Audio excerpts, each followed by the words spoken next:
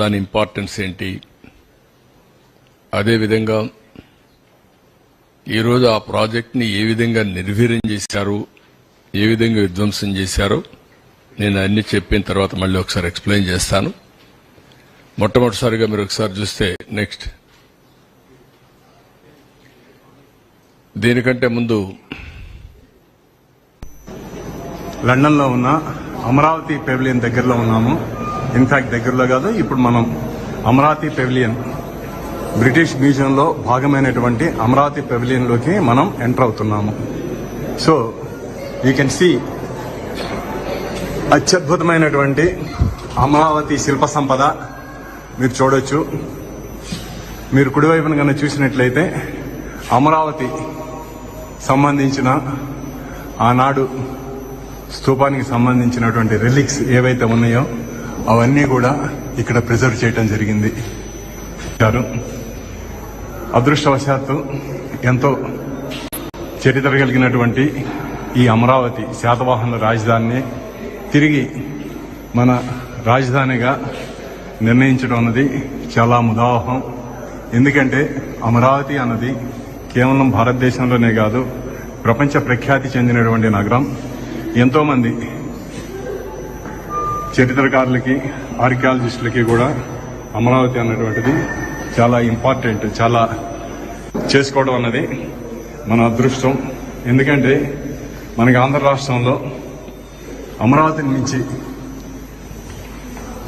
ముఖ్య పట్టణం కానీ, అమరావతిని మించిన చారిత్రకమైనటువంటి పట్టణం కానీ మనకి లేదు అన్నది. మీరు ఒకసారి ఇది చూస్తే బ్రిటిష్ మ్యూజియంలో ఉంది.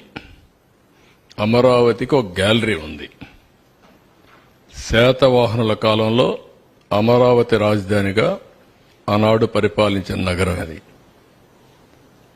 ఎగ్జాక్ట్గా ఇన్ని దశాబ్దాల తర్వాత మళ్లీ అమరావతి పేరు రావడం అది కోఇన్సిడెన్స్ కావచ్చు, కానీ ఓసారి చరిత్ర. దీంట్లో చాలా సెంటిమెంట్ కూడా ఉంది. రాష్ట్రం విభజన జరుగుతుందని ఎవరు ఊహించలేదు. మళ్లీ ఇక్కడ రాజధాని పెడతామని ఊహించలేదు. మళ్లీ శాతవాహనుల కాలం నాటి అమరావతి పేరు, నేను మొన్న కూడా చెప్పాను, నేను ఆ రాజధాని పేరు పెట్టాలనుకున్నప్పుడు రామోజీరావు గారు ఒక రీసెర్చ్ చేసి ఆయనకు ఈ రాష్ట్రం మీద ఉండే ప్రేమతో నాకు ఒక నోటు పంపించాడు. మీరు ఏ పేరంటే ఆ పేరు పెడతారేమో మీరు ఆలోచించండి. ఇది ఒక చరిత్ర సృష్టించే నగరం కాబట్టి నేను కూడా పరిశోధన చేశాను. నాకుండే వనరులతో పరిశోధన చేసిన తర్వాత ఈ నగరానికి ఈ పేరు పెడితే చాలా బాగుంటుందని ఆయన ఒక సూచన చేశాడు. సూచన చేసిన తర్వాత నేను క్యాబినెట్లో 10 మందితో డిస్కస్ చేశాను. 10 మందికి 10 మంది యాక్సెప్ట్ చేశారు. దీన్ని బయట పెడితే 100 మందికి 100 మంది యాక్సెప్ట్ చేశారు. అంటే ఏమాత్రం కాంట్రవర్సీ లేకుండా యునానిమస్ గా అమరావతి పేరుని యాక్సెప్ట్ చేయడం జరిగింది. అలాంటి ఒక చరిత్రాత్మకమైనటువంటి నగరం అమరావతి. ఆ పుణ్యఫలమేమో చెప్పలేం. ఈరోజు మీరు చూస్తే నేను రాజధాని పేరు పెట్టిన తర్వాత ఫౌండేషన్ వేసేటప్పుడు మన నీరు, మన మట్టి, మన అమరావతి ఒక ఆలోచన వచ్చింది, ఒక సెంటిమెంట్లుగా కూడా.